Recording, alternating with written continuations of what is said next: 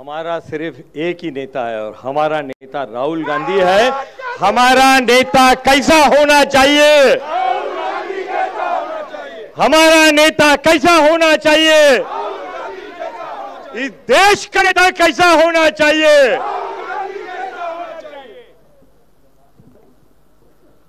आज के इस दक्षिण मुंबई के संविधान जिंदाबाद सभा में खास हमारे लिए अपने तमाम कार्यक्रमों को छोड़कर दिल्ली से मुंबई आने वाले हमारे खासदार ऑल इंडिया माइनॉरिटी डिपार्टमेंट के अध्यक्ष हमारे भाई इमरान प्रतापगढ़ी साहब, हमारी ताई खासदार मुंबई कांग्रेस की अध्यक्षा वर्षा गायकवाड़ साहिबा, मेरे छोटे भाई, मेरे दोस्त, मेरे साथी, मेरे हमदर्द MLA ex minister Aslam Shaikh साहब, हमारे नए साथी कांग्रेस के पुराने हैं मगर असेंबली में हमारे नए साथी जिन्होंने बहुत ही संघर्ष करके एमएलए का चुनाव लड़के जीत के आए अकोला से, हमारे भाई साजिद खान पठान साहब, मंच पर मेरे साथ में हमारे जिला के अध्यक्ष रवि बावकर जी, उपाध्यक्ष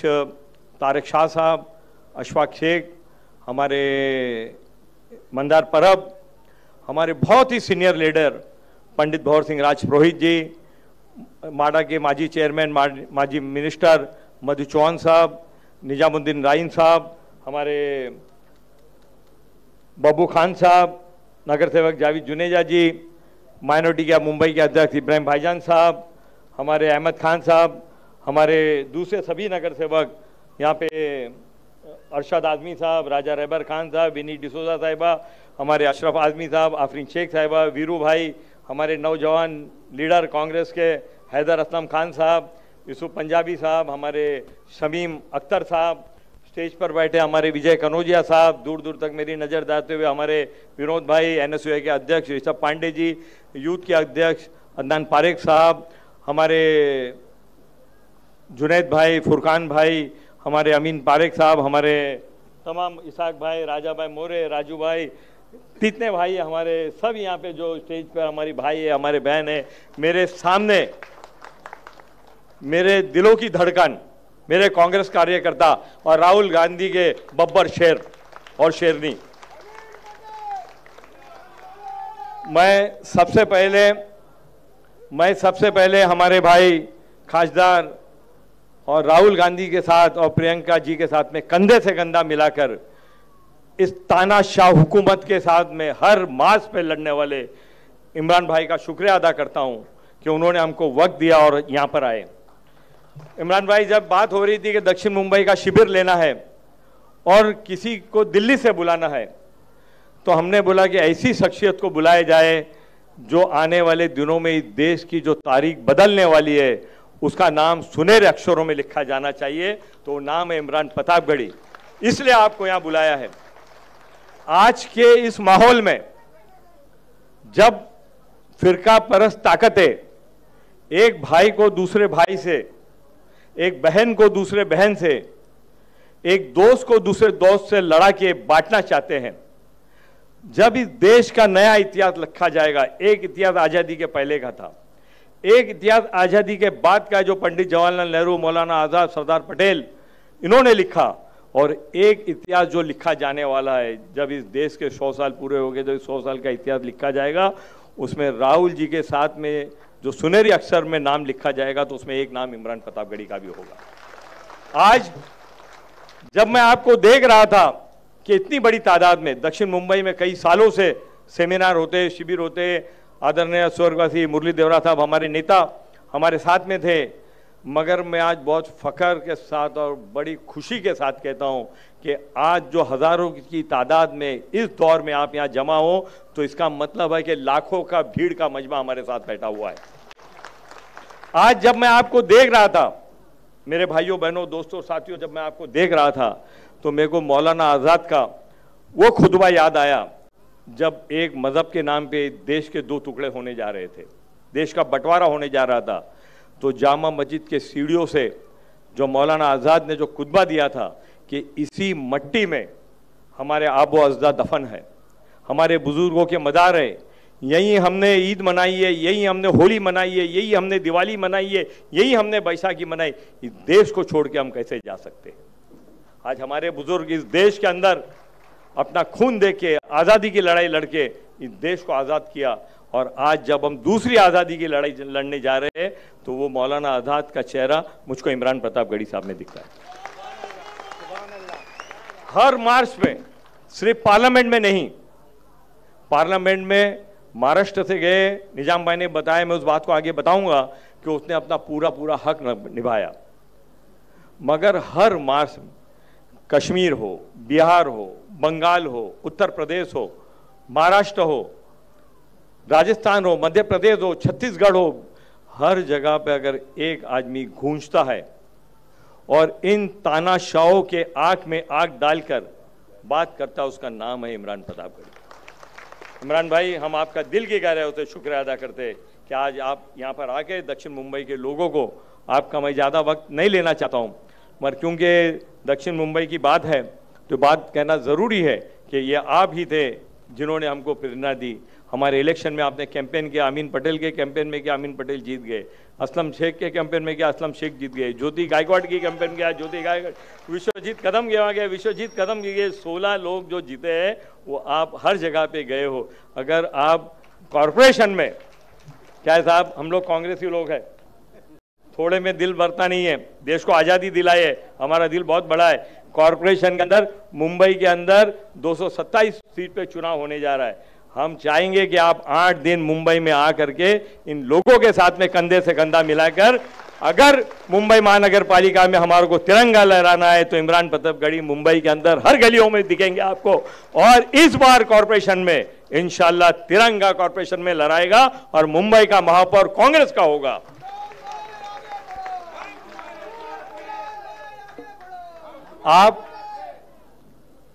आप लोगों के ऊपर बहुत बड़ी जिम्मेदारी है।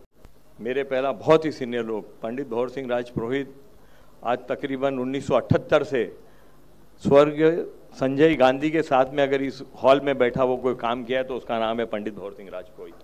उस दिन से कांग्रेस से जुड़े हुए हैं और आज भी जुड़े हुए हैं और मरते दम तक जुड़े हुए रहेंगे, क्योंकि उनके जो ब्लड है उसके अंदर कांग्रेस दौड़ती है। आज हमको एक ही लक्ष्य रखें। यहाँ मैं जब मेरी नजर गिरती है यहाँ से लेके वहां तक, सीनियर से सीनियर आदमी, ये अरुण वाशिडे यहाँ बैठे हुए बहुत ही सीनियर आदमी है, वो कामिल भाई वहाँ बैठे हुए बहुत ही सीनियर आदमी है, ये जुनैद भाई है, ये हमारी रेहाना आपा बैठी हुई है यहाँ पर, हमारी शगुना ताई बैठी हुई, हमारी ये सुरेखा पाटिल बैठी हुई, दिलशाद आपा बैठी, हमारी बहन जो है चौरसिया अनुराधा चौरस यहाँ पर बैठी हुई है। यहाँ पर देखते हो राहु कामले और सीताराम शेट्टी बैठे हुए। ये कांग्रेस की नींव है, तो उसके साथ में उस नींव को आगे बढ़ाने के लिए हमारे पास डॉक्टर विशाल लेले जैसे लोग, अखिलेश पांडे जैसे लोग, अमीन पारेख जैसे लोग, उमर लकड़ावाला जैसे लोग यहाँ पर बैठे हुए हैं। ये कांग्रेस जो है गुलदस्ता है, एक फूल का गुलदस्ता आप कभी नहीं देखोगे। हर जात से, हर प्रांत से अगर आपको लोग मिलेंगे तो सिर्फ कांग्रेस में मिलेंगे। एक तरफ मधु चौहान बैठे तो उसके बाद में वर्षा ताई बैठी हुई है।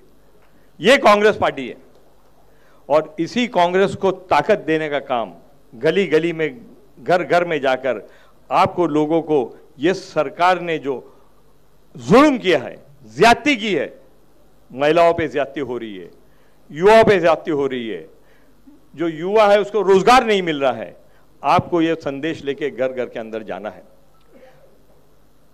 असलम भाई ने कहा कि नेपाल बहुत खूबसूरत देश है, उस शख्स को नेपाली करने कहना नेपाल की तौहीन है। असलम भाई,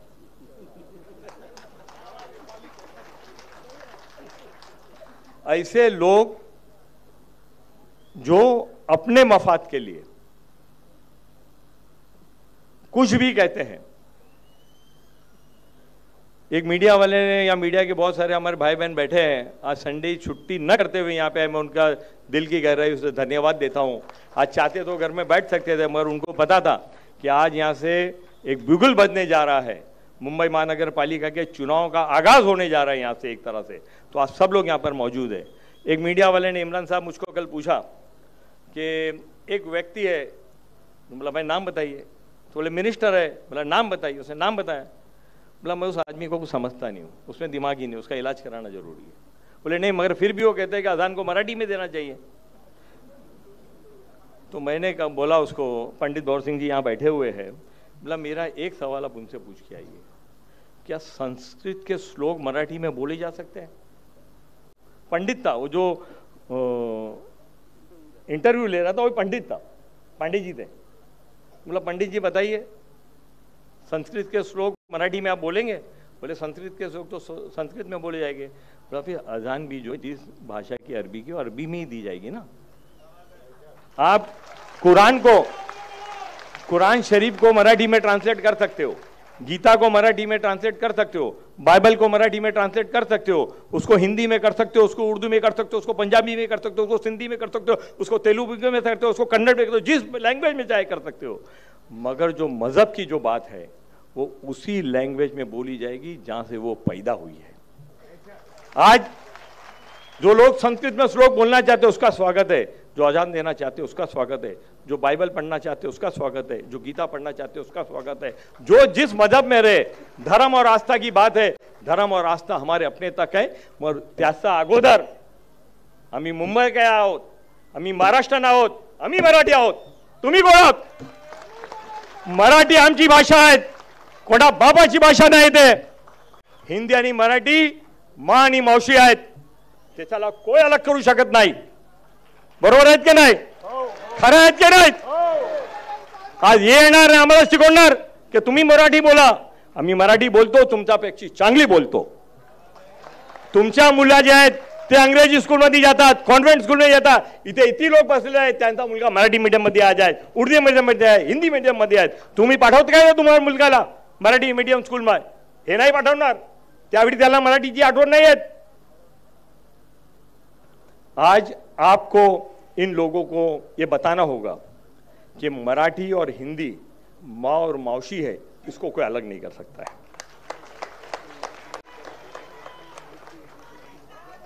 है अंधेरा बहुत, अब सूरज निकलना चाहिए। है अंधेरा बहुत, अब सूरज निकलना चाहिए। जैसे भी हो ये मौसम बदलना चाहिए। और जो चेहरा बदलते हैं रोज नकाबों की तरह, और जो चेहरा बदलते हैं रोज नकाबों की तरह, अब जनाजा धूम से उनका निकलना चाहिए। इलेक्शन आने पर बहुत सारे लोग जो बिके हुए हैं, कुछ बिक गए, कुछ बिकने वाले, वो आपके सामने आएंगे आपसे वोट मांगने के लिए। किस किस का वास्ता लेकर के आएंगे। मैं सिर्फ एक बात कहना चाहता हूं, वो आप ध्यान से सुन लेना, और ये संदेश आपको गली गली मोहल्ले मोहल्ले ले जाना है।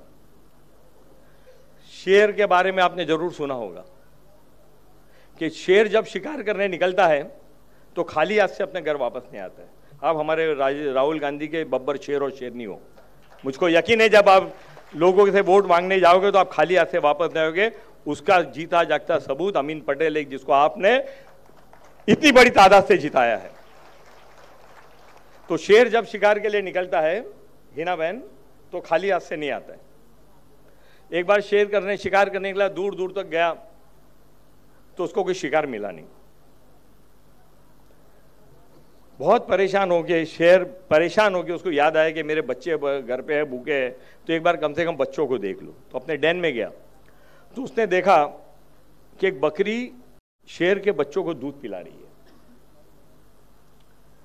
तो शेर बोला बताओ घर में शिकार है और मैं पूरे जंगल में घूम रहा हूं। तो शेर ने बकरी पे हमला करने की कोशिश की, तो शेर के बच्चे उसके सामने आ गए। बोले हम शेर हैं, ये हम लोग भूख से बिलक रहे थे, मर रहे थे, तो बकरी यहां से गुजरी तो इसने हमको दूध पिलाया।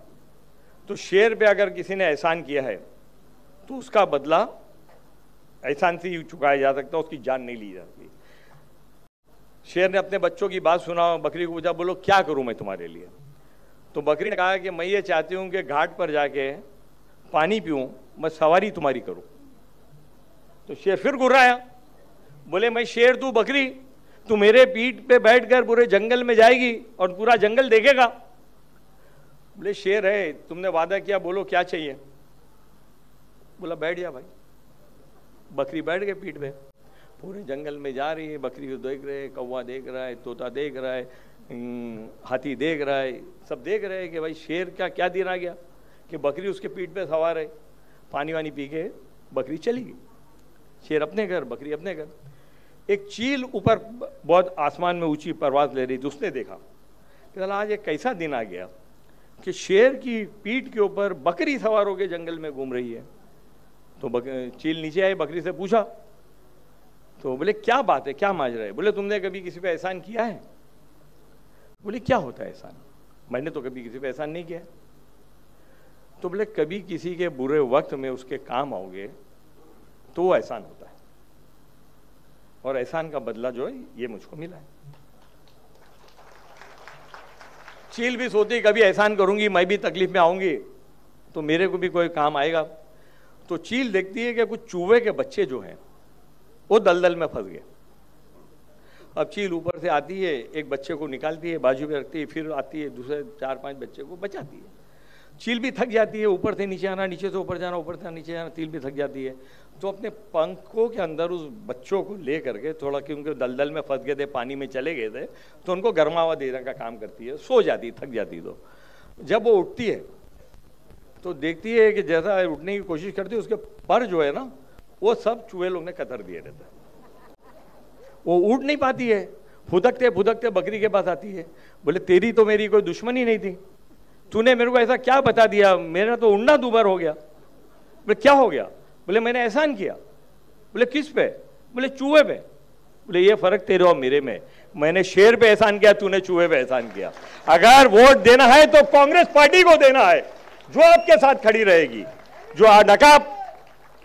जो नकाब पहन के आपका वोट का सौदा करने आएंगे। बहुत सारे लोग आपको दिखेंगे। मैंने जो शेर पढ़ा ना, ये जनाजा धूम से निकलना चाहिए, उनके लिए पढ़ा। जो लोग हमारे वोटों का सौदा करेंगे, जो हमारे वोट बांटने की कोशिश करेंगे, उनको मुंह तोड़ जवाब देना इन फिरका परस्त ताकतों के सामने, क्योंकि वो फिरका परस्त ताकतों के साथ में मिले हुए हैं। मुझको पूरा यकीन है इंशाल्लाह कि आने वाले दिनों में वर्षा गायकवाड के नेतृत्व में कई सालों के बाद, 27 सालों के बाद, मुंबई महानगर पालिका के अंदर आपका अपना तिरंगा जो आपने गले में पहन के रखा है, जो आपने अपने दिलों से लगा के रखा है, वो तिरंगा महानगर पालिका के ऊपर लगेगा। और आपका मेयर होगे, आपके नगर सेवक होगे, आपकी ताकत होगी, आपकी हुकूमत होगी, आपका काम होगा, आपके लोगों का काम होगा। इन बातों के साथ मैं आपसे इजाजत लेता हूं। धन्यवाद। जय हिंद, जय महाराष्ट्र, जय भीम, खुदा हाफिज।